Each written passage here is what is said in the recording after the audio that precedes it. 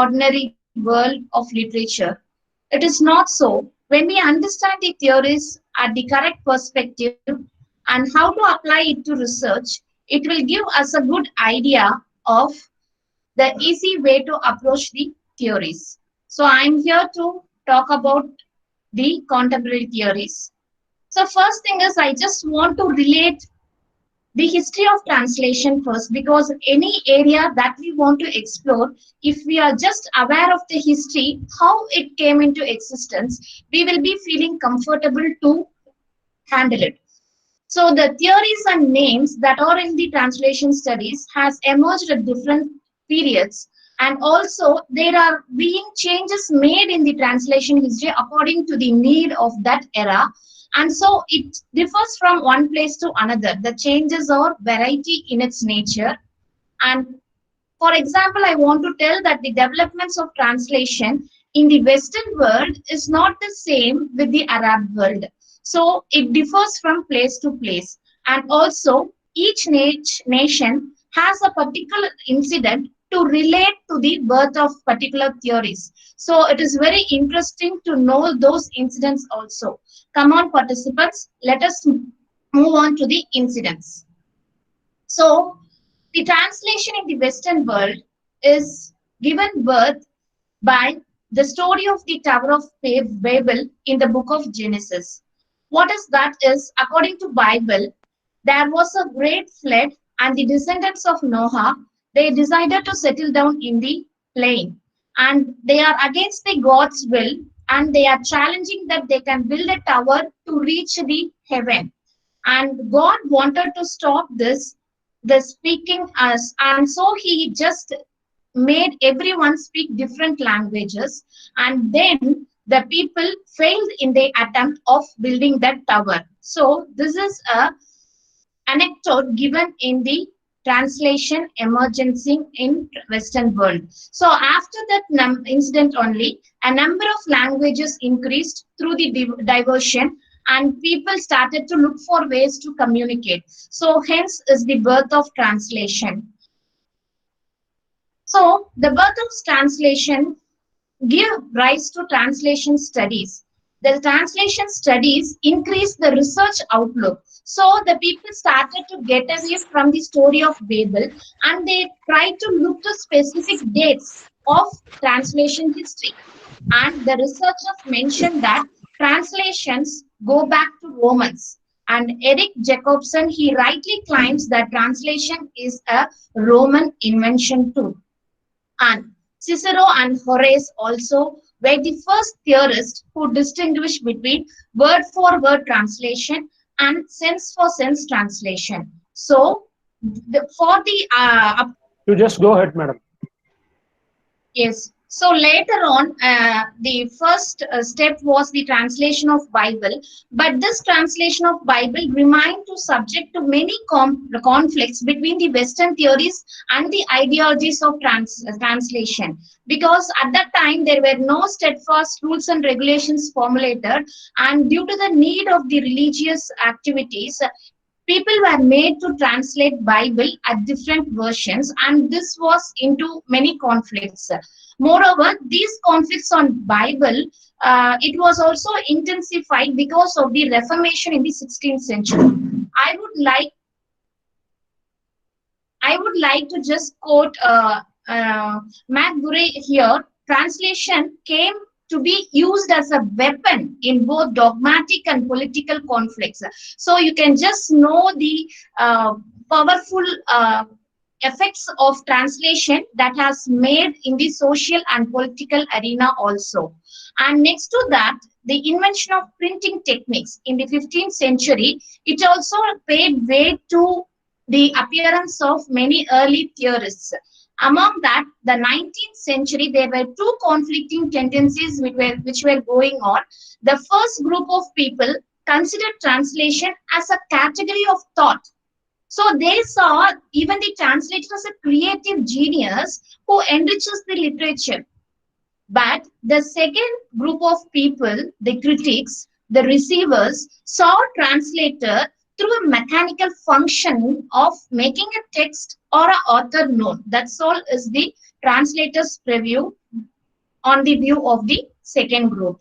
And in this period of 19th century, we were also opened up to the enhancement of romanticism, and this gave birth to many theories and translation in the domain of literature, and especially poetic translation became very popular.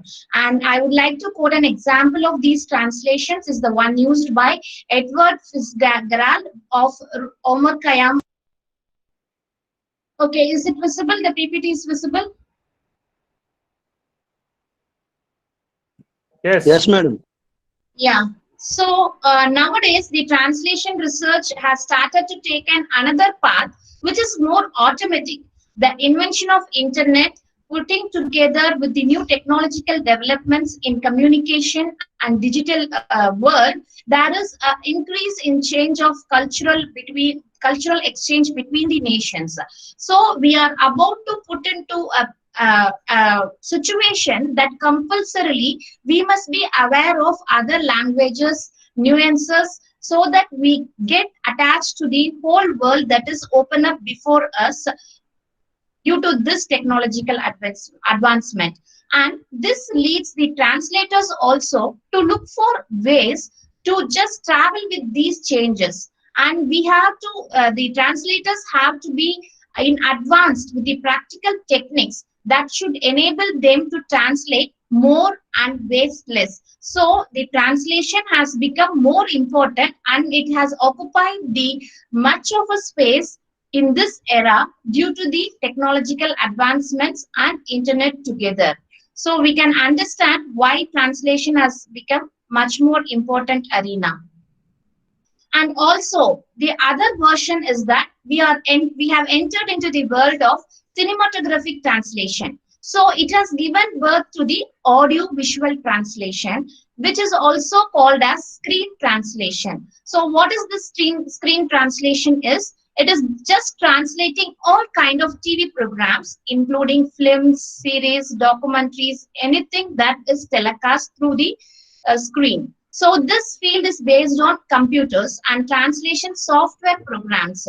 So it can be done in two methods. The screen translation can be done in two methods. One is dubbing and another is subtitling. Even when we look for movies that are in other languages, Korean movies or Chinese movies or Malayalam or Hindi, we always go and search for the subtitling of our mother tongue or English in general. So this is the area which has developed recently because of the need of the consumer, that is the end user. You can just understand that any theories that emerges has a platform of based on the end user. If there is a need for things, and if something is formulated and followed by everyone, it is implemented as a theory, taking into consideration the positive and the negative outlook of those theories. So the audiovisual translation makes a changing era in the domain of translation, and so only the translation has become much more professional nowadays. It is not alone limited into the Department of Languages or Humanities. Now the translation world is open up to everyone, where professionally it is taken up and it is given with a touch of professionalism. In short, I have just highlighted the rich history that took place in the West regarding the translation theories, and right from its birth, there are variety of research conflicts between the theorists, and each theorist approaches it according to his viewpoint and field of research. And it is also a fact that it gives a history at changing quality also. In this place, I just want to give a note that this is why we can't say that only this theory is the 100% best or the next one is the 100% best. We have to suit our theory to the content of the research text that we are following, because it has variety of conflicts between the theorists itself.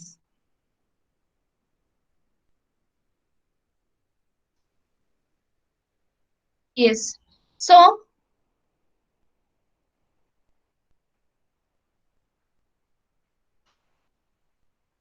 we are just moving. We have just known what is the history of translation and how translation has taken a great place in the literature field as well as in the common field.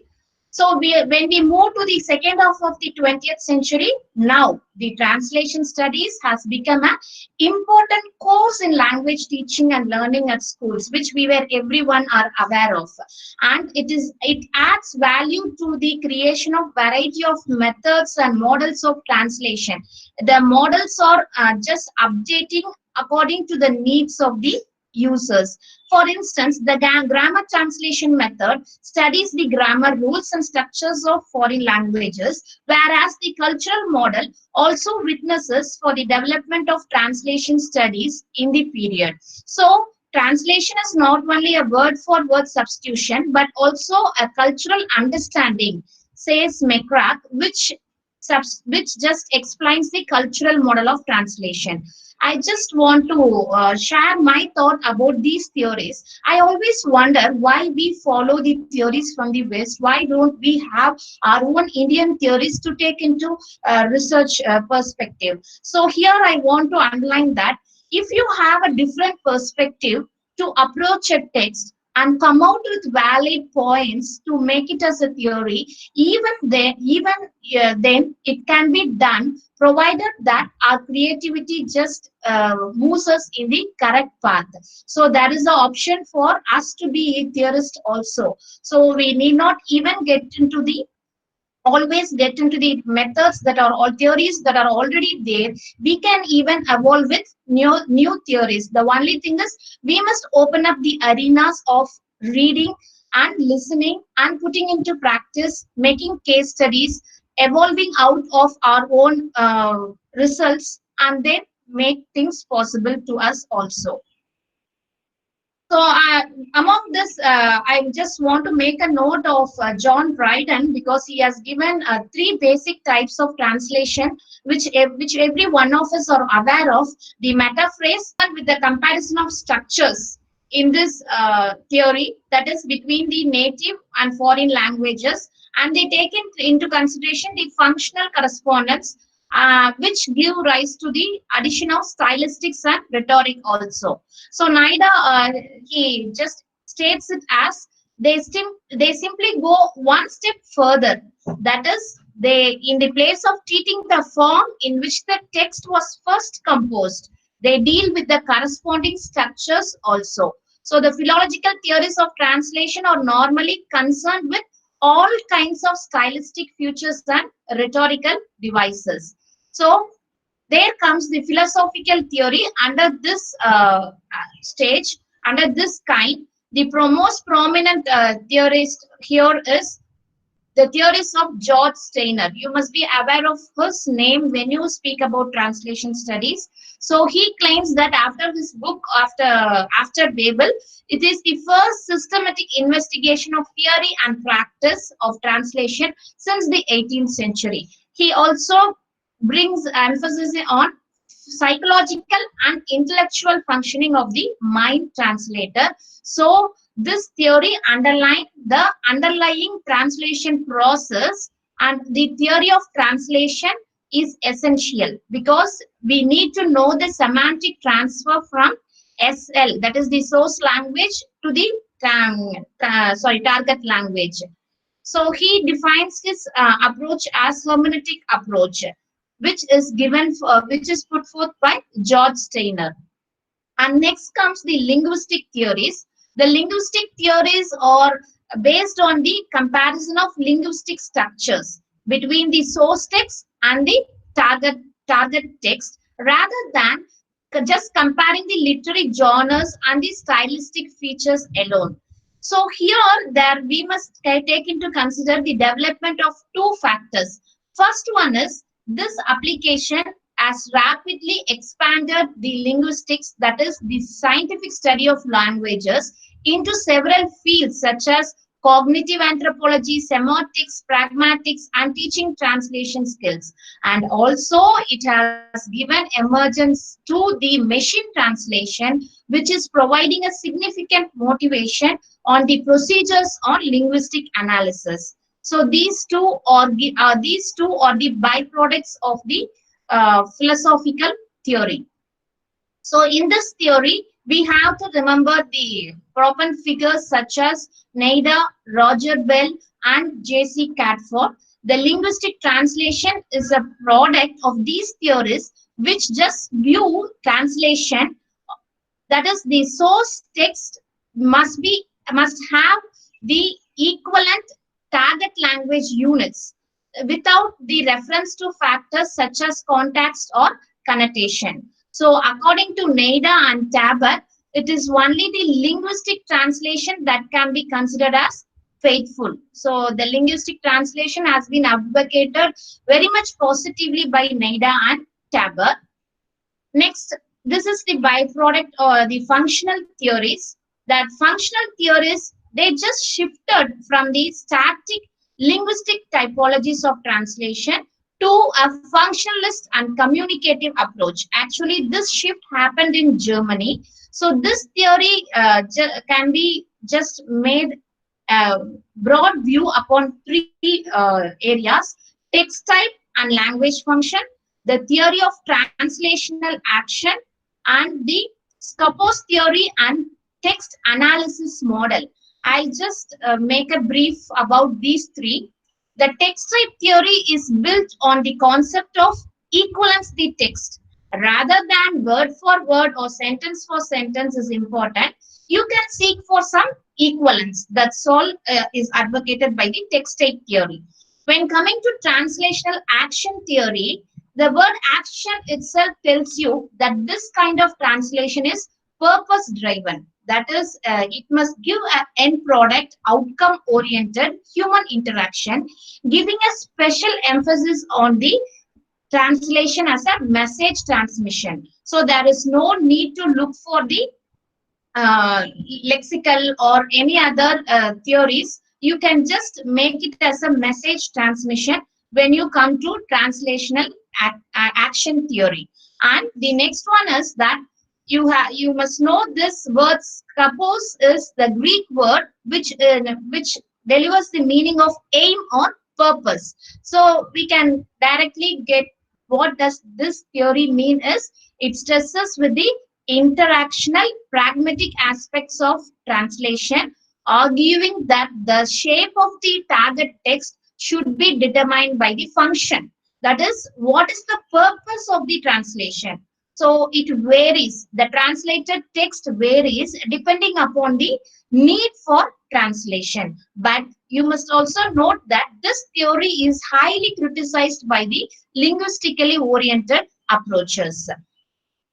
And next comes the socio-linguistic theories. I hope this is we will find ourselves connected with this kind of theories, because socio-linguistic is sometimes, it is a combination of both, which any kind of researcher will be feel close to the theory. So here the special emphasis is on the receptor's role in the translation process. That is, we can say it is user friendly. As we say, the education has become student friendly. This type of translation theory is just user friendly.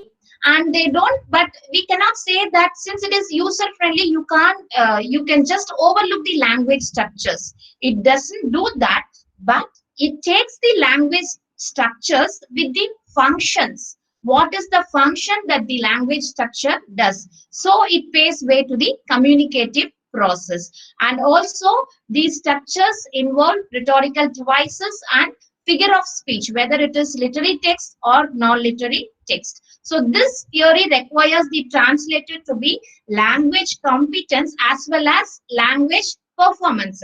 Here we must note this word performance, because there are so many words that equate one another, but how we decide is what is the situation that it is used for. So this theory advocates the same. So the byproduct of this theory is interpretive theory, that is theory of sense. It says that you don't need to work merely with linguistic meaning, but also take into consideration the cognitive text. which has been or context which has been already dealt in the source language. And it also says that it is intended, the focus should be intended meaning or the sense rather than the words of the source text. Next comes the system theories. This is not normally used in the research field, but still, as we move upon, we must know what is what. So we'll just know that the system theory can be advocated in two types. One is the polysystem theory, and the other is the aesthetic communication theory. The polysystem theory mainly maintains the general model for understanding, and it focuses particularly on specific application to the study of translated literature, whereas this aesthetic communication theory is creative oriented, especially for literary translators, so that the target reader will also get that aesthetic sense. So I think this aesthetic communications theory will be appealable to everyone. So now we have just seen the history of translation theories and what are the kinds of translation theories that has emerged in due respect to time. And now what are the contemporary theories in research perspective? Currently we are following 6 to 8 translation theories in the research field. I i just i just want to give you a outlook on the 6 major theories, as we have already discussed this one in the history of theories. We have discussed the socio-linguistic approach. This is highly used in the research area now. So it tells us what is what. Okay, and also the perspective. A translator is the inevitable product of his or her own society. So the translator must know the socio-cultural background also, and this approach is associated with Annie Evensor and Guidon Torrey. And next is communicative approach. This perspective is referred as interpretive. So researchers like Selskovici and Lederer developed what they called as theory of sense, mainly based on the experience of conference interpreting. So according to this perspective, meaning must be translated, not the language. So they advocate that you need not translate the language. You just translate the meaning from the source language to the target language. So language is nothing but a medium to travel. It is a vehicle for the message to travel. Other than that, the meaning that the source language gives is the main perspective. So only we can always feel it is better to deverbalize instead of transcoding when we translate. The next is hermeneutic approach, which is mainly based on the work of George Steiner, as I have already told you. So he advocates translation is not a science, but an abstract art. And also the translator should be capable of becoming a writer when he reads the original text and come to know what he means to say. Next is the linguistic approach. Already we have dealt that it is dealing with the structuralism, structure, syntax, everything. And according to this perspective, any translation, because you have variety of translation like marketing translation, medical translation, legal translation, or any other type of text, it must be considered from the point of view of its fundamental units. So you must go for the word, for the syntax, and for the sentence while you are translating. That is the linguistic approach.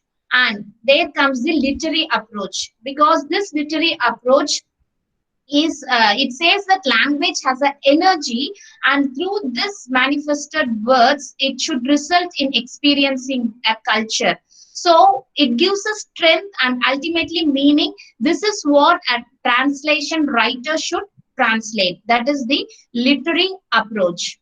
And the semiotic approach is where the semiotics is the science that studies signs and signification. So accordingly, in order for there to be a meaning, there must be a collaboration between sign, an object, and an interpreter. So a sign is given by the source writer, and the object to be conveyed is the target language or the target text, and an interpreter is the translator, one who plays the role of an interpreter who just conveys the meaning or the essence that is given in the source language to the target language. So, thus, from the perspective of semantics, translation is thought of as a way of interpreting text in which encyclopedic content varies and each socio-cultural context is unique.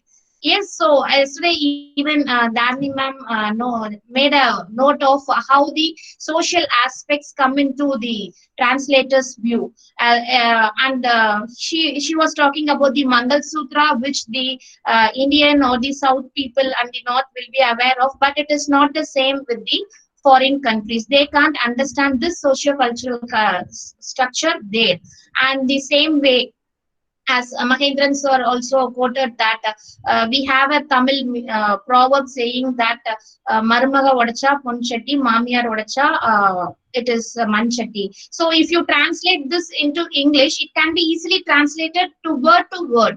But a foreigner who reads that will not read with the view of the cultural context where it is given birth to. So these are the things that we must note about.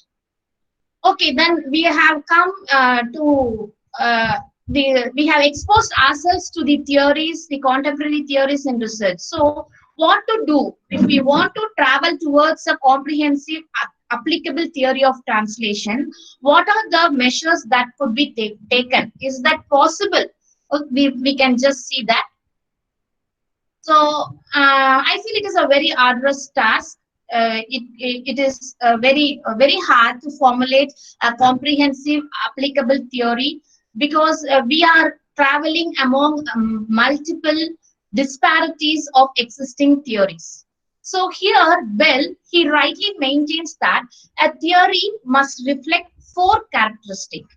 It must be testable, it must be able to predict, it must be simple and economic. It must be comprehensive, which he puts in the words empirism, determinism, parsimony, generality. So these four aspects are to be considered when we want to evolve out of a single theory. Let us just get into the process and the product of translation, which will make us clear about how we can get into a single theory. So here, when you take up translation as a process, that is the theory of translating. What we would do, we would study the information processing under the topic perception or memory, that is the area we are exposed to, and we will start encoding and decoding the messages. So what happens here, the psychology and psycholinguistics come with their heavy interference. So this is the translation theory of translation as process. So some theories just they just open up into this arena. Then in some theories, a theory of translation as a product.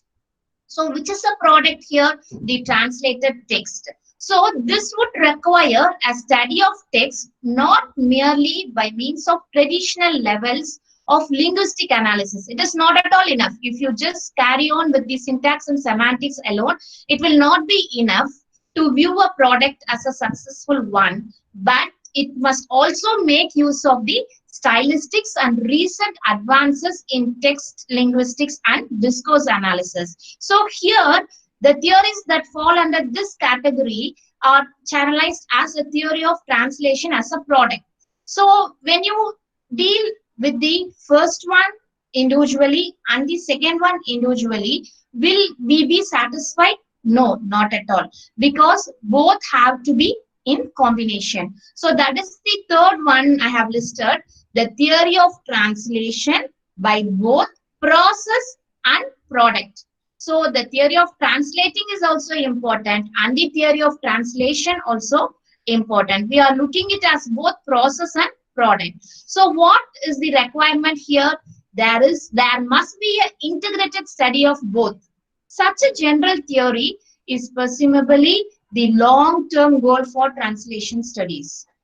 If we are even working now to get into the single theory single theory arena. So what happens in the third type? If we want the process and the product, we have to just interlink it with the intermediary element. What is this intermediary element between the process and the product is the transfer. So between this process, product, and in between transfer, what happens is translation. So according to this, translation is a triphase activity. What is this triphase activity? There are three phases involved. In the first phase, it is the phase of decoding. The original text is there. We analyzed it both thematically and stylistically. And the translator, while doing it thematically and stylistically, he must perform the task of a reader, a critic, and an interpreter. And he has not only comprehended the semantic units of the original text, but he or she should be aware of the author's style also. This is the first step, which is termed as the phase of decoding. And the second phase is that of transcoding, which can also be called as transfer.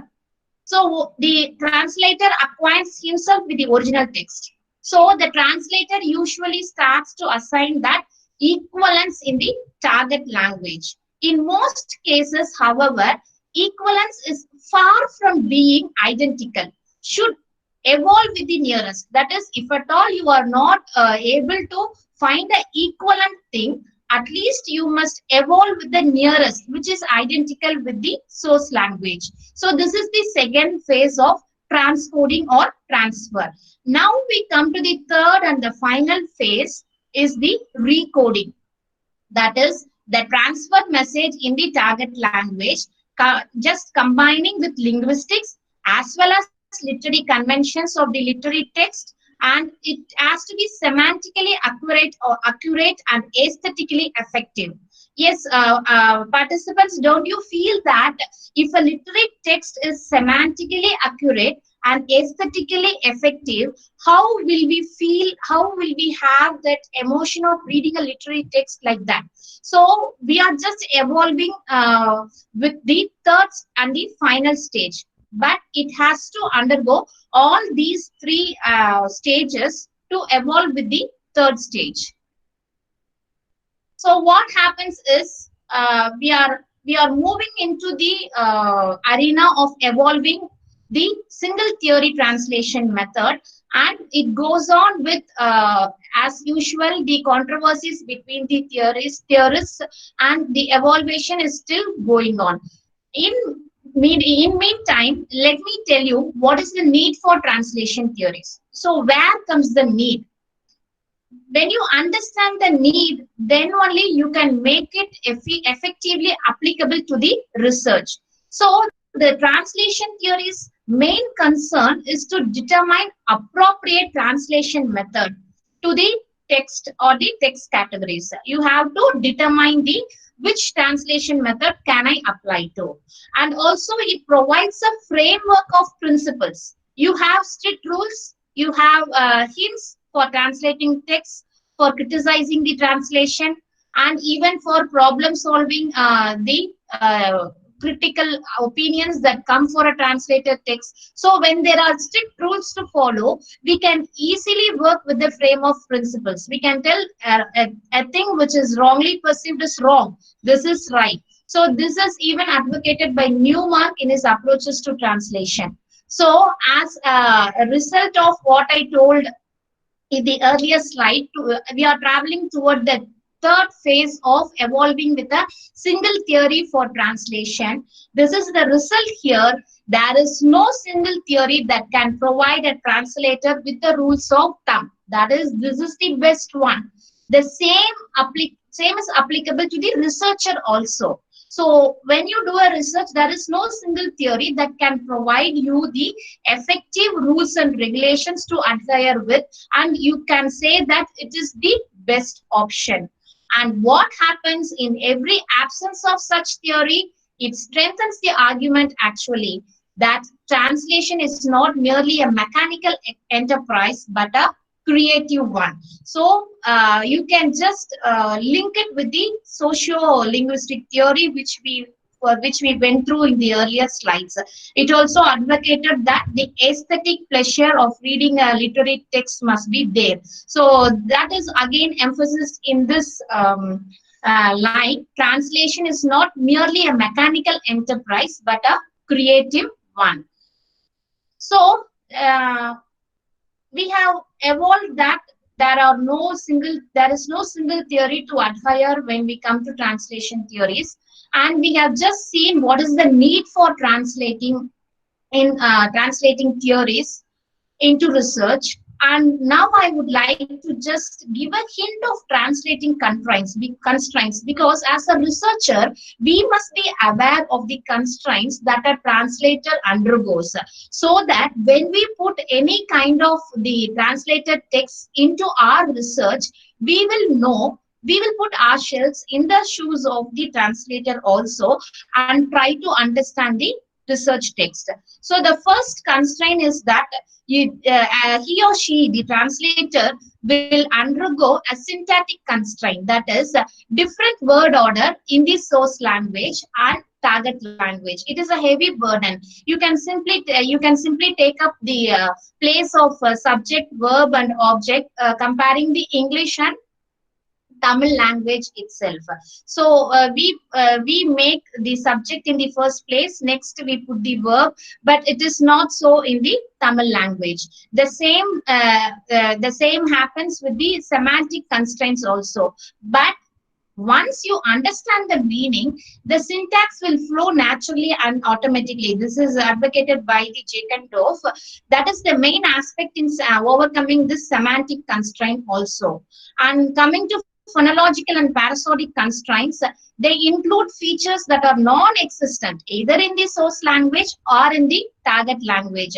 It is just segmented with the phonemes, that is the vowels, consonants, or constant clusters, which differ from the source language to the target language. And also the features such as stress, intonation, pitch, rhythm, everything plays an important role when we come to this constraint, because it just exhibits the mood of the writer or the speaker. The intonation or the stress only gives the feel.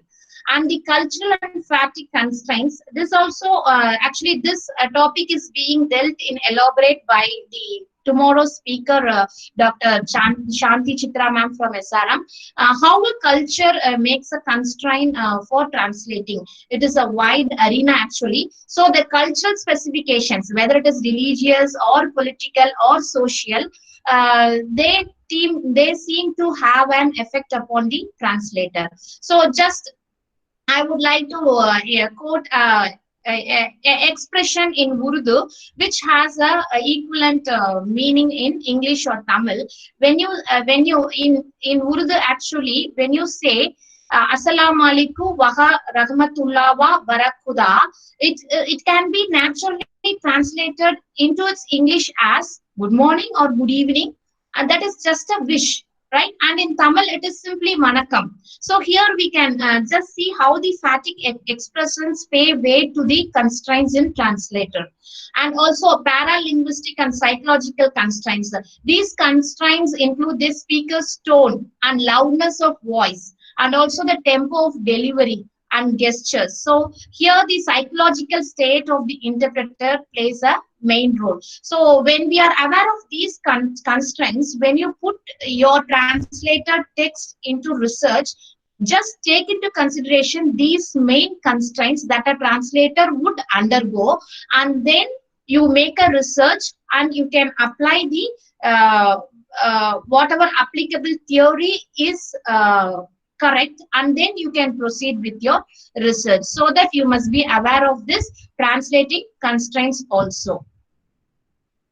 So what happens when a literary translation is done? Because we all are mostly literary people here, I thought I must make a note of this also. A literary translation is a very hard one actually, because the literature is always dynamic. It is not static. So I would like to say it should be more like an original rather than the original work of art. So there is a vast difference, my dear participant, when you tell it is an original and the original work of art. So you can adhere to an original when we translate literary text. So what a literary text translation must do is it must be aesthetically communicative and it must be dynamically translated. So it is dynamic rather than static. It is creative, aesthetically informative, and it is to compile with the target linguistic system. It must be appropriate, fitting to the context. It must be natural and free from translates. It must be acceptable, and also it must the translated text, literary text must aspire to occupy a position in the target literature. And also, literary works are harder to translate than they were to compose. I just want to quote the words. For the original composition is the art of choosing exactly right word or expression. So when a writer writes, he has the full freedom to choose his own right word to express his expression. So it includes the option of changing and modifying whenever there is a need. Whereas the art of literary or ballistic translation is the art of choosing among a set of possible compromises.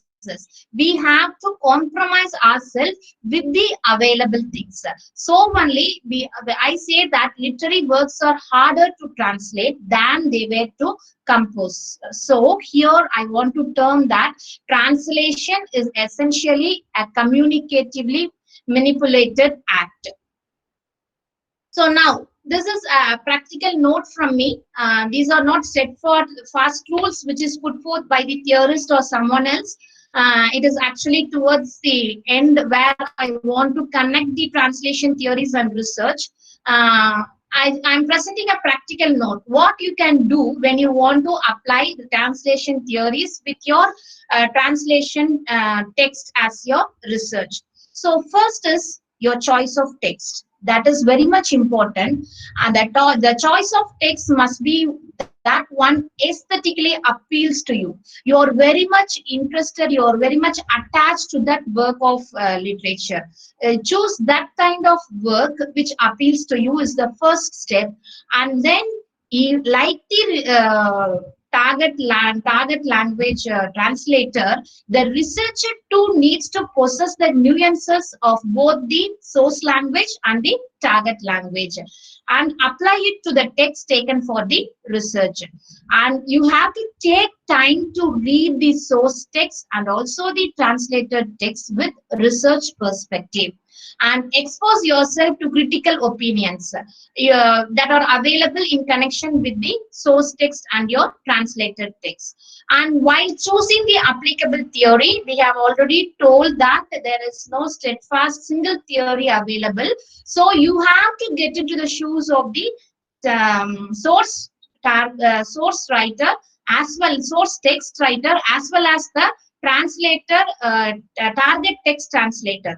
But don't be biased. Have an open mind to the research text. Just wipe off all your preconceived notions, and you have to approach the both the text, source text and the target text. So there are no steadfast rules. I have already told you. So what can we do in the research perspective? A researcher can combine one or more translation. You can combine one or more theory of translation, which will give adequate presentation through your research. But be aware to choose a theory according to the content of the research text. I practically see many researchers are very much, they choose the theory first and they just go in search of the target text which can be taken into the research study. Please don't do that. You just choose the theory according to the content of the research text.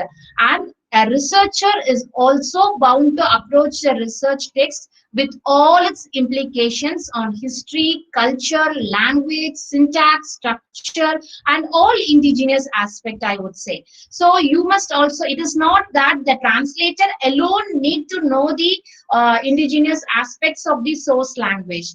A researcher must also be aware. So take time to read the background of the research text that you are taking into consideration. So read at least 10 to 15 research works related to translation studies. Because as ma'am told yesterday, Dharni ma'am just quoted, there are many untouched areas. We keep on we keep on speaking about the very well-known translation, but there are many more translated text available which can be taken into research that will open up new avenues, and we have to update ourselves with the new upcoming theories on translation studies.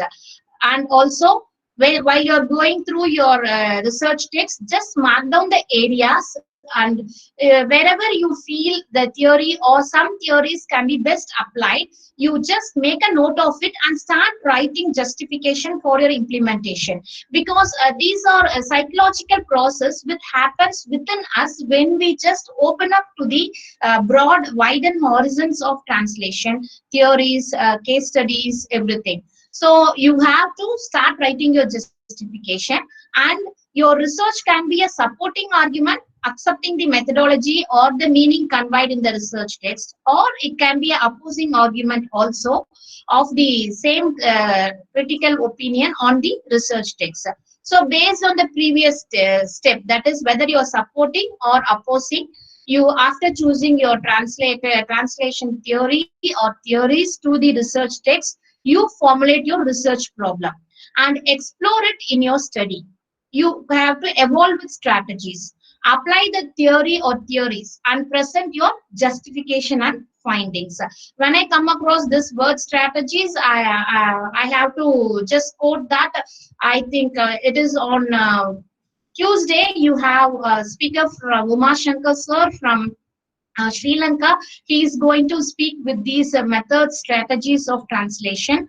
And now the research ends. With these steps, the research ends here. But I must underline that your research alone ends, but it opens up new avenues related to your study with further scope of study. So this is how I relate the translation theories with research. And I hope this will be a serve as a good guidance for all the researchers who take up translation studies. I have just I have just taken some guidance to let the participants know. You must know some books and authors of translation theories. The first one is Peter Newmark. His books I have listed: Approaches to Translation, a textbook of translation. It just evolves with the theories and how to implement. And the next one is J.C. Cufford. He is a linguistic, but his linguistic theory of translation is now has not been surpassed till now. And then it is Jeremy Munde. He has Introduction, Translation Studies, Theories and Applications. And other books are being listed here. And you have Susan Besnett. Her book is Translation Studies. So these books will give a good perspective about translation studies with which the participants can look for. So I wanted to just list out the internet companion on translation. So I have listed some of the links here actually. Since it's time constraining, I hope I can share the PPT with you so that you have a website called Translation Directory, where the articles are listed which are based on translation. I told you, right, you have to read 10 or 12 translation studies research. So here you can go read the articles that are available, and you can get a good view of translation theories and studies. You have academia.edu, where the documents are available in translation studies, and the research gate all of us are aware of. There also you can find ample number of translation with the case studies. And cambridgescholars.com and guides.nyu.edu, it also gives you a good translated theories and implications. And this Sodhganga .inflibnet.ac.in, you can find the thesis that were submitted, which will give you open up review. And the last one, translation journal. So it is actually I was bit feeling a bit okay or better with this website actually, Translational Journal. Here actually I just want to make a note of these two persons. That is, they are the one who are just hosting that translation website, Translation Journal. So you can just, they are also available online. It's Pilar and Isabel. They are into the Department of Translation, both of them from Spain. So you have, they have a research team actually. So if you want to really know about the case studies and what are the research output, what are the findings in the research of the based on the case studies, this website is actually giving you a wider perspective, and they can also be reached through the email IDs that are given here, by which they just clarify our doubts regarding the application of translation studies also. So as an end note, I just want to share that Newmark defines the act of translating as transferring the meaning of a text from one language to another, taking care mainly of the functional relevant meaning. For him, theory of translation is neither theory nor science, but a huge group of knowledge. Yes, my dear participants, I also emphasis on this aspect. Translation is neither theory nor science, but a huge group of knowledge which we can open up for ourselves. And I want to add that a researcher too is bounded with due responsibilities to his or her society, as he or she records something as his or her finding through the research that will be followed or that will give a guidance to the upcoming research generations. So with that due responsibility, let us never be deviated, and let's be devoted to this research arena. So I hope I have just given open up to the translation theories with research outlook.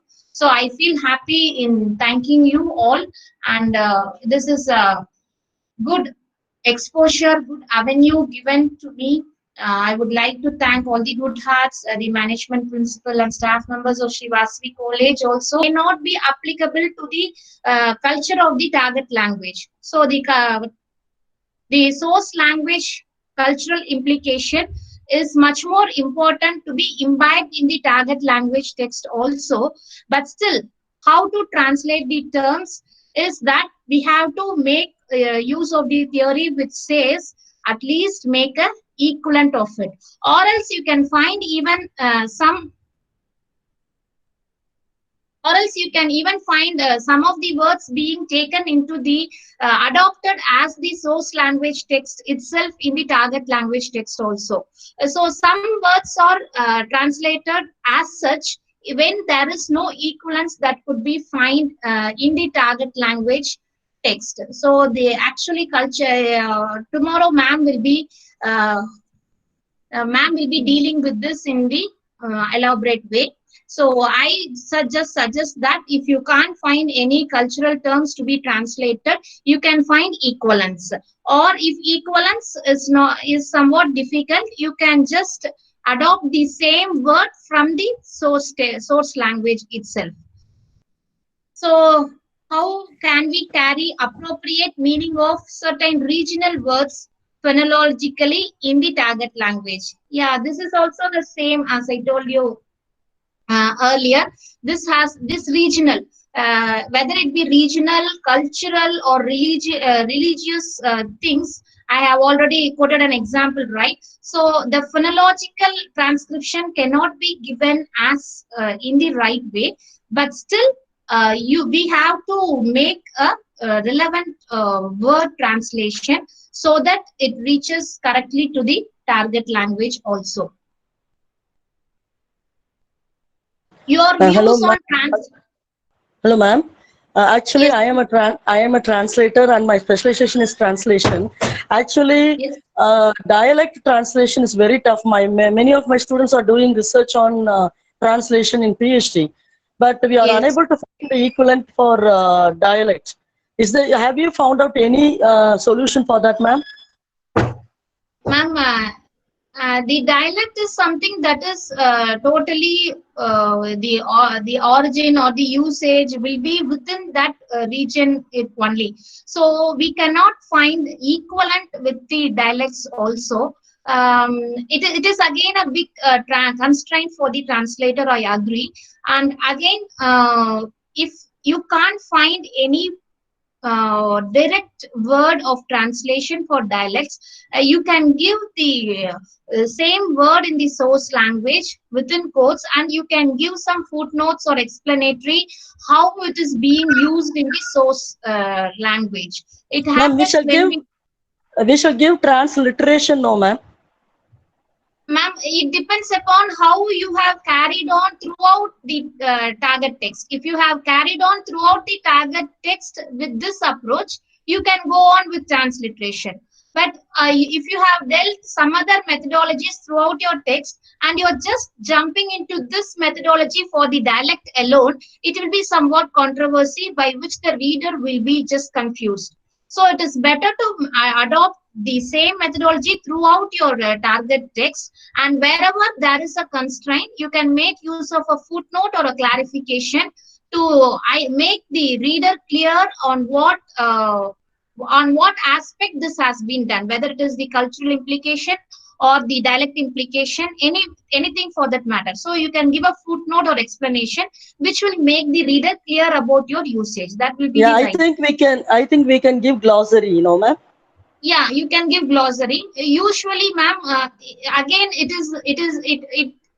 serves to be obstacle actually when going to the back and getting things and coming back. So, if you give footnotes, it will be easy for the reader to continue with the reading. That is my personal suggestion actually.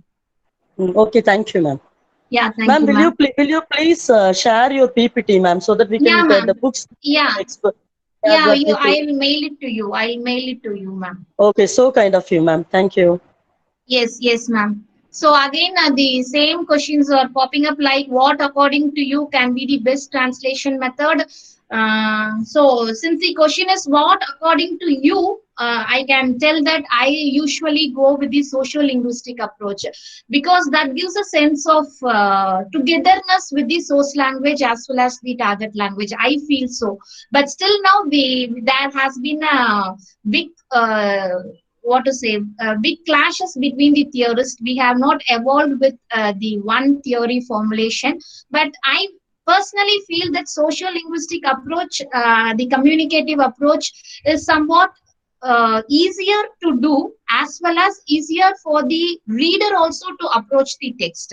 They can just understand the implication of the usages also. So I feel that the social linguistic approach and the communication approach which comes under the social linguistic approach to be the best.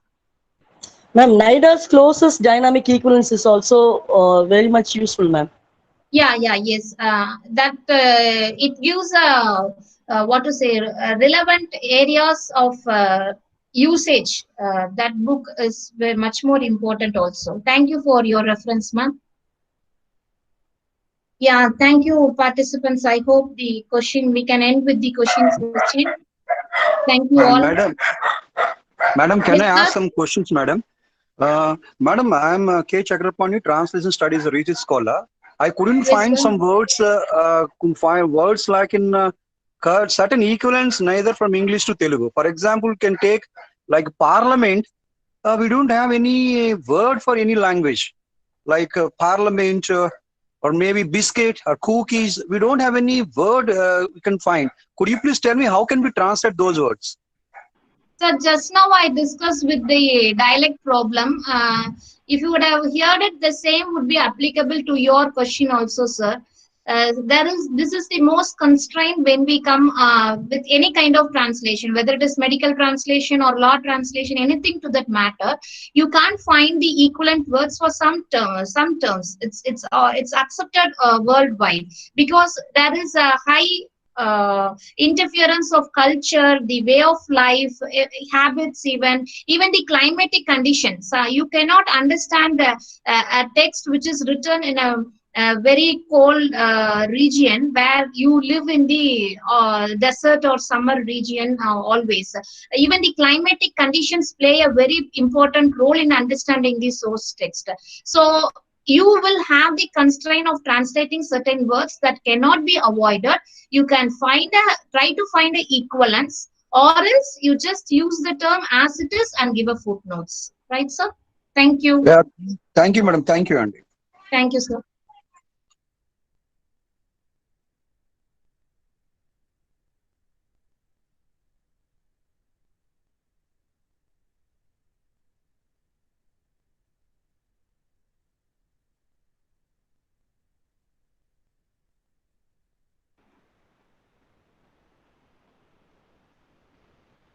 Thank you, participants. And it is time for vote of thanks. Gratitude is not only the greatest of virtues, but the parent of all other. Likewise, starting from the history of Bible translation, ma'am has touched up to the uh, machine translation, and also she's giving the recent trends of transliteration itself. Thank you for and also clarifying all of our doubts. Thank you, ma'am.